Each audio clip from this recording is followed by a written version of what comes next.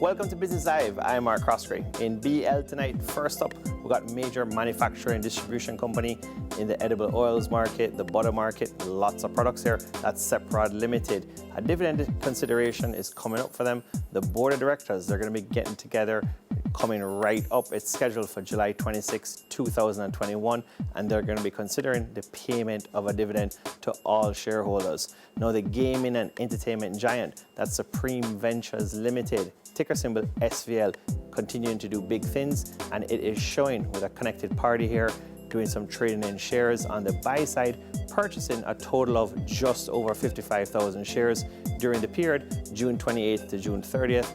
2021. That's the type of confidence that you want to see once you see connected parties, directors, the management team buying up the shares, a continued trend in Supreme Ventures.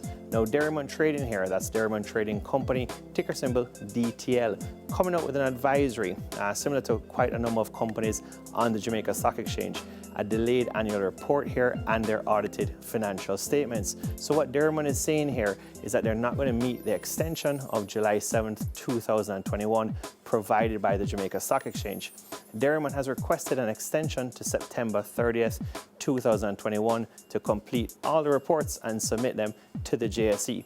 Now, in overseas markets, American Airlines, talk about American Air here, coming out with some stats, some data, and rebounding strongly for that July 4th fireworks weekend, and talk about them coming out with a bang here in terms of their passenger numbers. So huge numbers here. Now, when American Air came out and said from their CEO desk, their chairman desk, 3 times passengers for the time period, that's the whole July 4th weekend, year over year. Now, 2 times the number of flights year over year, and 2.7 million people over that July 4th holiday weekend. So that's just huge. Now, from a whole security standpoint, the TSA perspective, compared to 2 years ago, the passenger count is now only down 17%. So we're getting close to single digits, close to even like just being the same, you know, from a 2-year perspective, or maybe even year over year soon. And overall, it's a huge confidence booster for the markets, the financial markets, and just feeling like we're getting back to normal and the reopening of lots of countries and economies. Great feeling there.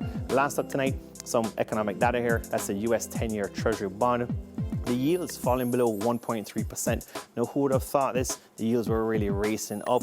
We expected that to go higher, but the Fed minutes coming out showing that GDP growth could be even slowing, you know, despite concerns of rising prices and inflation, oil at 75, US dollars, but the yields here collapsing and falling at 1.3% or lower. So that's a concern. We'll see how the markets really digest this, but it's falling below 1.3% for the first time since February of this year. I'm Mark Croskery. This is Business Live.